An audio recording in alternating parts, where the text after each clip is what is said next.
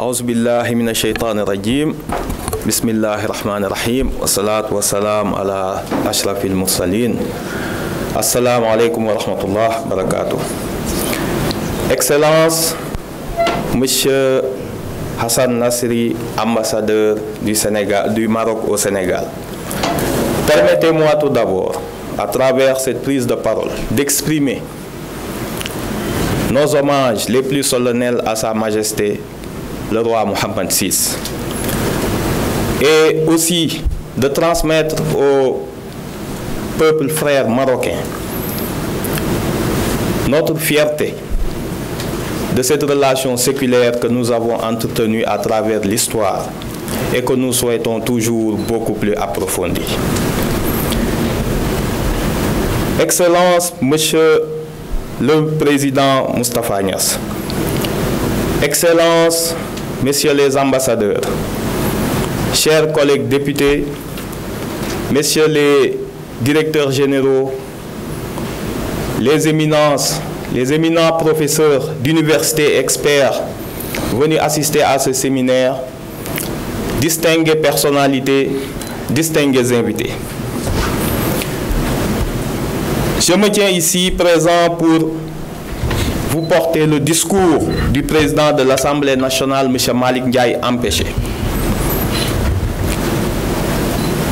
C'est pour moi un grand honneur, mais aussi une responsabilité que j'assume avec humilité, de prendre la parole au nom de M. Malick Ndiaye, président de l'Assemblée nationale, empêché, à l'occasion de cette session d'ouverture du séminaire consacré aux chaînes de valeur intégrées pour une Afrique atlantique émergente.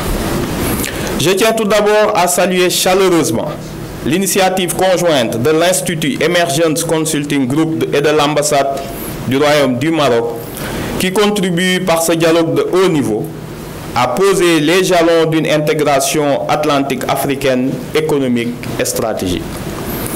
Je voudrais également adresser un salut fraternel et respectueux à son Excellence M. Moustapha Niasse, homme d'État africain, bâtisseur de consensus et de vision, un des illustres devanciers de M. Malick Ndiaye à la tête de l'Assemblée nationale du Sénégal et dont la voix continue d'inspirer nos efforts d'unité et de souveraineté.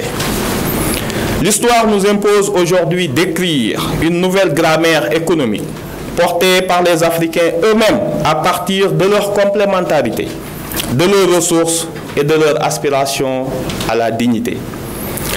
L'espace atlantique africain qui va du Maroc au Namibie en passant par le Sénégal, la Côte d'Ivoire, le Nigeria ou encore l'Angola est une bande géostratégique dotée d'un potentiel immense, halieutique, énergétique, portuaire et humain. Mais ce potentiel restera inopérant tant que nous ne serons pas capables d'en intégrer les chaînes de valeur. Du producteur à l'exportateur, du pêcheur à l'armateur, de l'agriculteur à l'industriel. Le défi est là. Faire circuler entre nous avant de les projeter vers l'extérieur. Ce projet implique un changement d'approche. Il ne s'agit plus de se contenter d'accords bilatéraux ou d'une coopération diplomatique de circonstance. Il s'agit de passer à la codécision économique, à la coproduction industrielle et à la co-responsabilité stratégique. C'est pourquoi les parlementaires doivent aussi être des lieux d'impulsion de cette dynamique. Nous avons un devoir de veille stratégique, d'harmonisation réglementaire et surtout de portage politique pour faire de cette Afrique atlantique une zone d'intégration prioritaire, complémentaire des grands blocs régionaux. En présidant cette ouverture, je veux affirmer une conviction simple.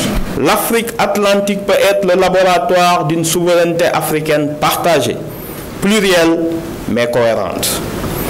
Nous devons sortir du rôle de fournisseur de matières premières pour entrer dans celui de co-réacteur de valeur ajoutée.